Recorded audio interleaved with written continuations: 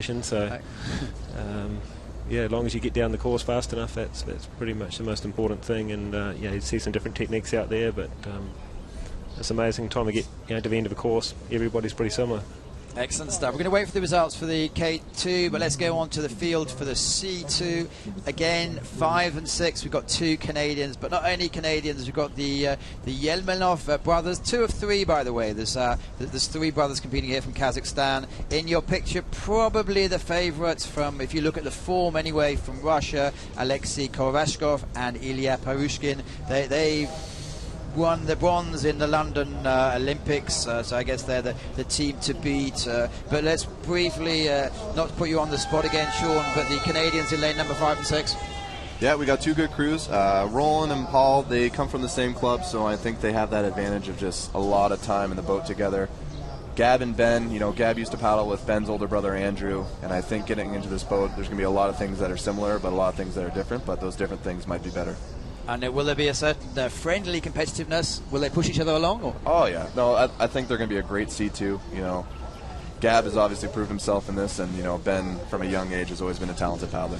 And we have some very young teams in here. We have Jörl Olse and Max Muller, both 20 years old from Germany. In the bottom of your picture, lane number 5, lane number 9, sorry, instinct to see what they come up with. And then we've got the Mathieu Bunet and Adrien Barr.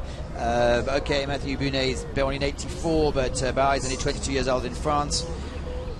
No, there's definitely a lot of U23 crews in here. This will be a great indicator for Welland. If you can get a podium at a World Cup as a U23 crew, that's usually a good thing. Lane number 4 in your picture. Say these are the pre-course favourite, and it's not easy to medal at London, or is it easy to medal at an Olympics and then come through for the next season? Ben, Yeah, it's a big ask. I mean, to be able to deliver at the Olympics, it takes everything of your being to be able to do that, and to be able to come back the next year and still perform at this kind of level is it's not easy. Some big names have stepped aside, but there's still some big names here, and there's a lot of guys coming through that are hungry, and they see this as their opportunity to break through. So there's some top quality racing here, despite the numbers being a little bit slimmer. And we do have a race on our hands. It's early days at the moment, but it looks like we have the Russians. And in lane number 5, we have Varga and Bryant for Canada. So it's will they be pacing? Will they be flat out? I think right now it's just making sure they have the most efficient stroke. This is a big side wind that's not too beneficial for the Russians or the Canadians. So they're just going to stay in control, not waste too much energy, and when that last 200 comes, I think that's when they're going to make the move when it's more sheltered. And with the Canadians, coaching aspects, will they have a separate team talks, or will they have a joint team talk? After the race, I assume they'll have a separate team talk. 2 different crews, you're going to have 2 different race plans for sure. And what are the race plans? Apart from one goes out quickly and the other doesn't. Geez, I don't know. I haven't been that in depth with them yet, but I think mostly is to be in control and not be too caught up with the other ones. Look down in the course and do your race. I think that's the best way to get this done. But it looks like in lane number 6 again at the moment we have Ben Russell and Gabriele. At the moment, slightly ahead of the Russians in lane number 4 with the Canadian other team. So tell me briefly about the Bouchin and Sivny family. Well, Gab is Geneviève's older brother, both out of Trois-Rivières. It's a pretty talented family, if you ask me.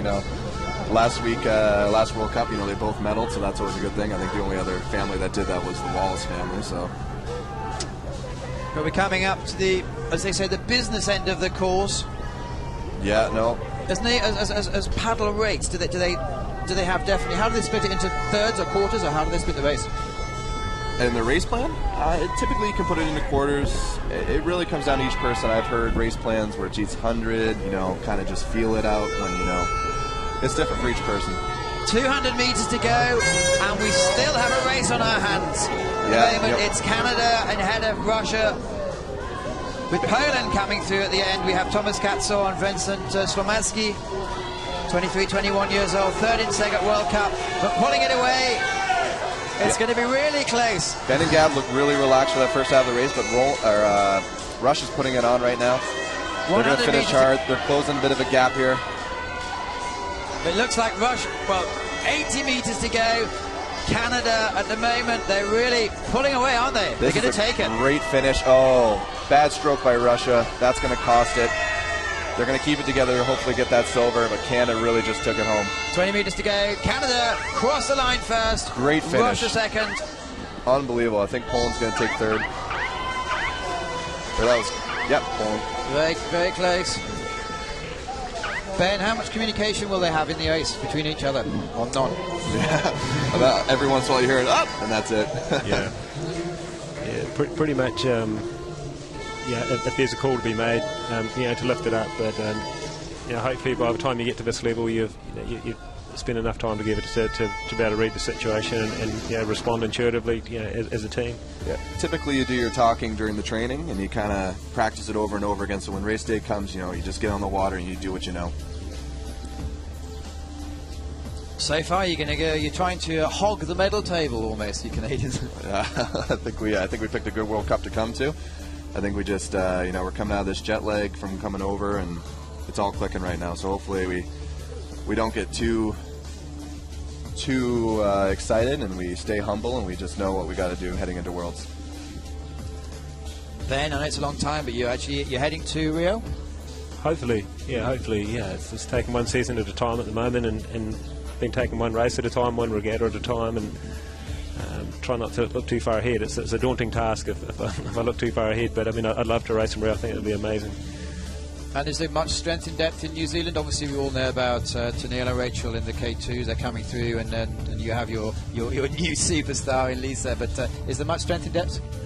I think there's potential. We've always had a little bit of potential, but we're starting to get the systems and the people and support in place now where it can help those people to make that step up. And our K4 is coming through, and I think they're only young, but it could be hopeful.